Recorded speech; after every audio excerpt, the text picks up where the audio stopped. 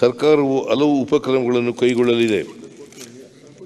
23-20ನೇ ಸಾಲಿನಲ್ಲಿ 4,300 ಕೋಟಿ ರು ತೆರಿಗೆ ಸಂಗ್ರಹ ಮಾಡುವ ಮುಖಾಂತರ ದಾಖಲೆಯ ತೆರಿಗೆ ಸಂಗ್ರಹ ಮಾಡುವತ್ತ ಮುನ್ನಡೆದಿದೆ.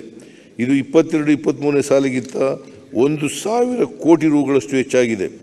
24-25ನೇ ತೆರಿಗೆ ಸಂಗ್ರಹ ವ್ಯವಸ್ಥೆಯಲ್ಲಿ ಸೋರಿಕೆ ತಡೆಗಟ್ಟುವ ಮೂಲಕ 6,000 ಕೋಟಿ ರುಗಳಷ್ಟು ತೆರಿಗೆ ಸಂಗ್ರಹದ ನಿರೀಕ್ಷೆ ಇದೆ. ಪ್ರಸಕ್ತ ಸಾಲಿನಿಂದ ಪರಿಷ್ಕೃತ ಜಾಹೀರಾತು ನೀತಿ ಮತ್ತು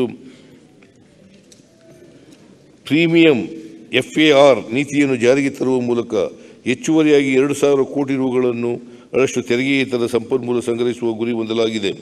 BBMP ವ್ಯಾಪ್ತಿಯ ಎಲ್ಲ 20 ಆಸ್ತಿಗಳ ಆಸ್ತಿ ತೆರಿಗೆ ದಾಖಲೆಗಳನ್ನು ಡಿಜಿಟಲೀಕರಣಗೊಳಿಸಿ 24-25ನೇ ಸಾಲಿನಿಂದ ಮಾಲೀಕರಿಗೆ ಡಿಜಿಟಲ್ ಖಾತಾ ಮತ್ತು ಆಸ್ತಿ ತೆರಿಗೆ ಪಾವತಿ ವಿವರಗಳನ್ನು ದೊರಕಿಸಲಾಗುವುದು.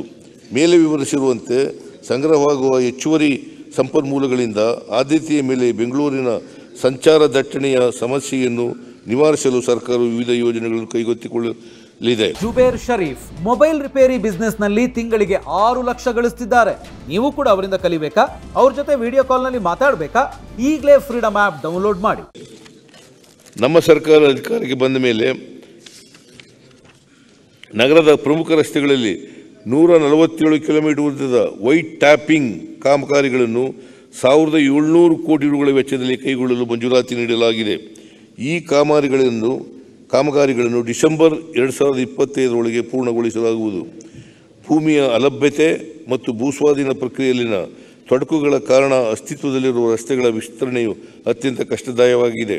ಈ ಹಿನ್ನೆಲೆಯಲ್ಲಿ ರಾಜ್ಯ ಸರ್ಕಾರವು ಸುರಂಗ ಮಾರ್ಗ ಟನಲ್ ನಿರ್ಮಿಸುವ ಮೂಲಕ ನಗರದಲ್ಲಿ ಸಂಚಾರ ದಟ್ಟಣೆಯನ್ನು ಬಗೆಹರಿಸಲು ನಿರ್ಧರಿಸಿದೆ.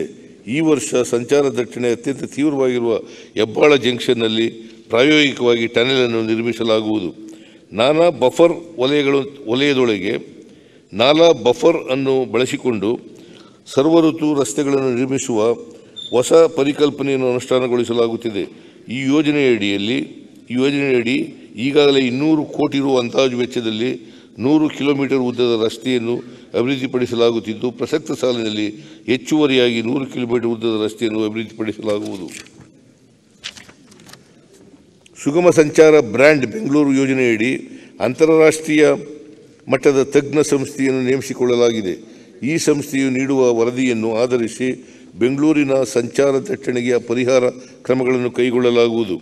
ಬೆಂಗಳೂರಿನಲ್ಲಿ ಸಂಚಾರ ದಟ್ಟಣೆಯನ್ನು ಕಡಿಮೆ ಮಾಡುವುದರ ಜೊತೆಗೆ ಬೆಂಗಳೂರಿನ ಆರ್ಥಿಕ ಚಟುವಟಿಕೆಗಳು ದೊಡ್ಡ ಪ್ರಮಾಣದಲ್ಲಿ ವೃದ್ಧಿಸಲು ಸಹಕಾರಿಯಾಗುವಂತೆ ಪೆರಿಫೆರಲ್ ರಿಂಗ್ ರೋಡ್ ಅನ್ನು ಬೆಂಗಳೂರು ಬಿಸಿನೆಸ್ ಕಾರಿಡಾರ್ ಎಂಬ ಹೊಸ ಪರಿಕಲ್ಪನೆಯಲ್ಲಿ ಪರಿಚಯಿಸಲು ಉದ್ದೇಶಿಸಲಾಗಿದೆ. ಈ ಯೋಜನೆಯಡಿ 73 ಕಿಲೋಮೀಟರ್ ಉದ್ದದ ರಸ್ತೆಯನ್ನು 27,000 ಕೋಟಿ ರುಗಳ ಅಂದಾಜು ವೆಚ್ಚದಲ್ಲಿ PPP ಮಾದರಿಯಲ್ಲಿ ನಿರ್ಮಾಣ ಮಾಡಲು REP ಕರೆಯಲಾಗಿದೆ. ಈ ಯೋಜನೆಯನ್ನು ಇದೇ ಸಾಲಿನಲ್ಲಿ ಪ್ರಾರಂಭ ಮಾಡಲು ಉದ್ದೇಶಿಸಿದೆ.